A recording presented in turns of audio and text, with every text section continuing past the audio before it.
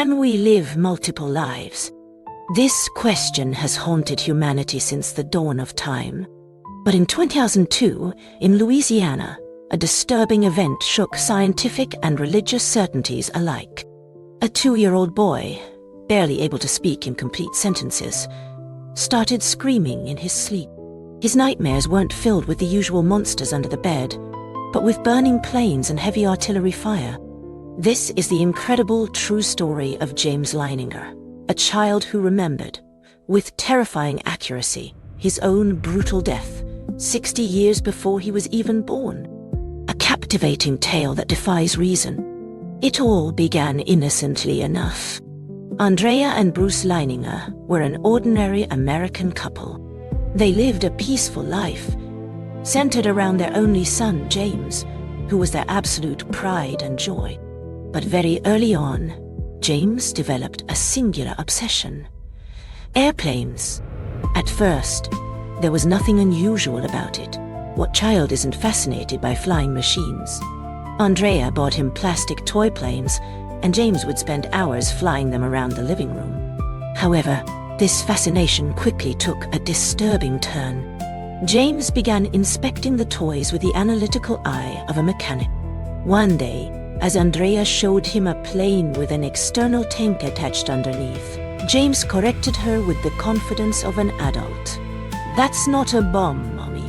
That's a drop tank." Andrea was stunned. Where could a 2-year-old have picked up such technical vocabulary? But the real dread set in at night. Shortly after his 2nd birthday, James's peaceful sleep vanished. Terrifying nightmares began haunting him. He would wake up screaming, drenched in sweat, thrashing in his sheets as if desperately trying to escape an invisible trap. These night terrors weren't just bad dreams. James would always scream the exact same words, his voice distorted by absolute panic. "Airplane on fire. Little man can't get out. Airplane on fire." His distraught parents would rush into his room to calm him down. Bruce would hold him tight, feeling his son's heart pounding wildly. But even once awake, it took James several minutes to snap back to reality. His gaze seemed fixed on a horror that only he could see. Desperate, Andrea and Bruce turned to pediatricians, but the doctors tried to reassure them, brushing it off as classic night terrors common in young children. Except his parents knew this was different. The precision of his movements when he mimed his plane taking a nosedive was too real, too specific. One day, while James was quietly drawing at the kitchen table, Bruce leaned over to look. Instead of childish scribbles, he found frantic sketches, warplanes locked in dogfights, explosions, and thick black lines representing smoke. And most bizarrely, James was signing his drawings in a very strange way, James 3. When asked why, he simply replied that he was the 3rd one. The situation took a decisive turn when Bruce, driven by a mix of desperation and curiosity, started asking his son specific questions during his calm waking hours. One day Bruce asked, "Who is the little man in the plane?" James looked him straight in the eye and replied without a shadow of hesitation, "Me." Bruce swallowed hard. "And what happened to you?" "My plane was hit by enemy fire. In the engine, it caught fire and crashed into the water." The clarity of this explanation was dizzying coming from a child of that age. Bruce continued his interrogation, his mind racing. "Do you know what kind of plane you were flying?" James replied, "A Corsair. It was an iconic fighter plane from World War II. Do you know where you took off from?" The father pressed on, expecting some garbled, childish answer. But James answered clearly, "From a boat. The Natoma." Bruce Leininger was a rational man. He had never believed in spirits or reincarnation. To him, there had to be a logical explanation for all of this.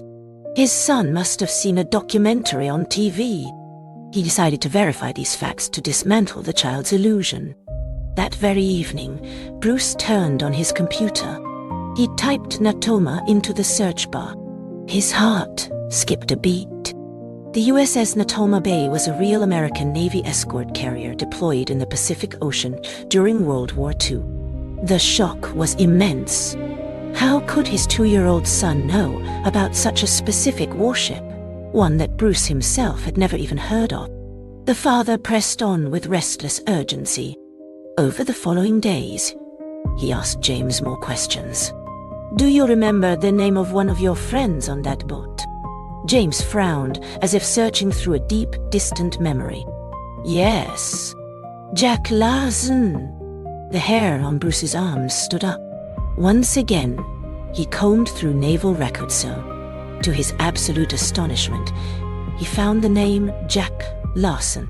He was an American fighter pilot who had indeed served on the USS Natoma Bay, and who had survived the war. Bruce was facing a wall of impossibilities. These were no longer coincidences. These were documented historical facts, coming straight out of the mouth of a toddler who still sucked his thumb. The mystery was deepening, but one crucial detail was missing. Who was this James in the child's past life? Bruce had asked him several times what his last name was back then, but the little boy couldn't remember. He just kept saying he was James. So Bruce continued digging into the records of the pilots of the USS Natoma Bay, looking for a James who had died in combat. After weeks of relentless research through dusty military logs and online databases, he found a vital piece of information. On March 3rd, 1945, during the Battle of Iwo Jima, a 21-year-old American pilot was shot down by Japanese anti-aircraft fire. His plane, hit in the engine, caught fire and crashed into the Pacific Ocean. The man had been unable to escape from the flaming cockpit. The name of this tragically lost young pilot, James Huston Jr. The description of his death matched little James's horrifying nightmares down to the very last detail. The plane on fire, the engine hit, the little man trapped inside, unable to get out. By this point, Andrea and Bruce were torn between absolute wonder and sheer terror. Their son was carrying the memories and the trauma of a man who had died 60 years ago. They made a difficult decision. They had to present the child with this reality to see if he recognized it. They started showing him historical photos of the aircraft carrier, geographical maps, and planes from that era.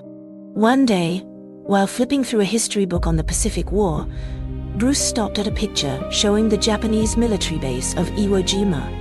James pointed his trembling little finger at the page.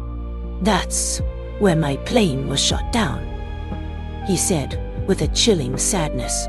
Another time, Andrea brought home some toy soldiers. James grabbed one and named every single part of the flight gear. "This is the oxygen mask right here, and this part is his gear for the mission." These were words a toddler could never have just guessed. James Leininger's case eventually caught the attention of researchers and scientists. Dr. Jim Tucker, a child psychiatrist at the University of Virginia and a world-leading expert on past life memories in children, took on the case. Dr. Tucker is a man of science. He doesn't rely on emotion, but on verifiable facts. He thoroughly analyzed James's statements, even before they were corroborated by historical archives. And his conclusion was clear. The details provided by the child were incredibly accurate. James had described planes launching from the Natoma Bay carrier. He talked about the launch catapult and how Corsairs had a tendency to blow their tires when landing on the ship's deck. Highly specific technical details that even most amateur World War II historians are completely unaware of. Dr. Tucker's investigation ruled out any possibility of a hoax by the parents. The Leiningers didn't own a single book on the subject and had absolutely no reason to make up a story that was deeply distressing their family. Their testimony was genuine, backed up by written evidence dated long before their historical discoveries. Driven by the need to close this painful chapter for their son, Bruce and Andrea decided to take things a step further. They arranged a highly unlikely meeting. Bruce had managed to track down Anne, the older sister of the deceased pilot, James Huston Jr. She was nearly 90 years old. The couple contacted her and explained the situation. Though initially skeptical, Anne agreed to meet the family. The encounter was a moment of indescribable emotional intensity. When little James, then 5 years old, walked into the room, he went straight to the elderly lady. He looked at her with endless affection and called her Annie, a loving nickname that only her late brother had ever used. The old lady burst into tears. But the child wasn't finished.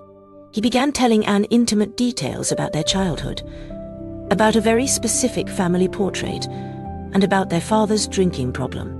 These were family secrets that absolutely no one outside their inner circle could possibly know. Anne was left breathless. For her, there was no longer a shadow of a doubt. The little boy standing right before her carried the soul of her beloved brother. Meeting the veterans was the final step of this incredible journey. Bruce took James to a reunion of the USS Natoma Bay veterans. It was a large hall filled with elderly men, survivors of the Pacific War. As soon as they arrived, the little boy scanned the room. His eyes locked onto an old man sitting quietly in a corner. James broke free from his father's hand, ran over to the elderly man and yelled, Jack Larson." It was really him. The very pilot James had mentioned months earlier. The one who was flying right alongside James Huston Jr. on that fatal day. The old man, stunned, stared down at this little blonde boy he had never seen before in his life. James then started reminding him of highly specific anecdotes from their shared missions, the inside jokes they used to tell on the flight deck, and the fears they shared right before going into combat. A dead silence fell across the room.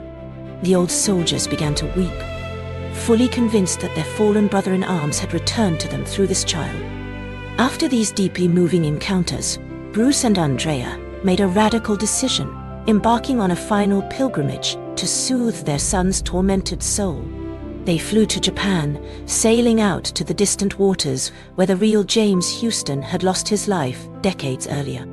Facing the vastness of the ocean under a silent sky, the little boy tossed a wreath of flowers onto the waves. This simple yet profoundly meaningful gesture of farewell brought true closure.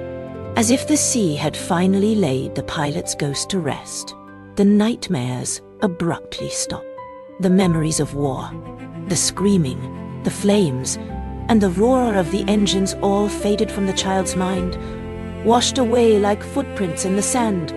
Unburdened from this heavy load that was never really his to carry, he regained his childhood innocence, peacefully resuming a normal life, just like any other boy his age. The story you have just heard is not from a movie. It is real, well documented, and profoundly disturbing. For decades, the scientific community preferred to look away from these kinds of testimonies, neatly sweeping them into the convenient category of childhood fantasies. Are we looking at tangible proof of reincarnation? Or is our own mind simply fabricating incredibly sophisticated illusions? Today, James Leininger's story remains one of the strongest and most thoroughly studied cases of past life memory. To skeptics, it amounts to nothing more than a long string of coincidences and induced false memories. But for James's family, for James Huston Jr.'s sister, and for the veterans of the USS Natoma Bay, the truth is quite different. Death might not be a final end, but merely a passage. And sometimes, the boundaries between lives are so fragile that a child can remember what history thought was buried at the bottom of the ocean. A consciousness that survives death. A dizzying concept. Yet, it's far from new. For thousands of years, Eastern religions have placed it at the very heart of their belief systems. But in the West, the idea makes people uneasy. Why? Reincarnation wasn't always excluded from Western thought. In the early days of Christianity, some communities fully embraced it. Origen, one of the early church fathers in the 3rd century, spoke of the pre-existence of souls. It wasn't until the Council of Constantinople in 553 that this doctrine was officially condemned by the Church. The institution favored the doctrine of the Last Judgment. One single life. One final judgment. Reincarnation offered too many chances, too many opportunities for salvation, which weakened the Church's control over its followers. In Hindu or Buddhist traditions, samsara, the continuous cycle of rebirth, is not a blessing.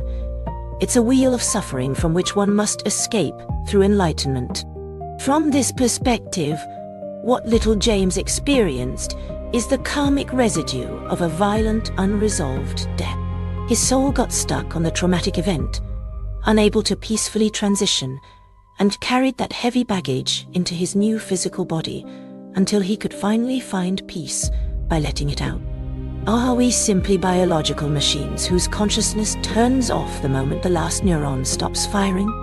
Or are we timeless travelers, borrowing successive bodies to experience the vast play of existence? The James Leininger case, despite legitimate criticism from skeptics, has cracked the solid wall of our materialistic certainties. It forces us to stare into the abyss of time and ask ourselves the most fundamental question: what about you? What do you think of this story? Do you believe in reincarnation?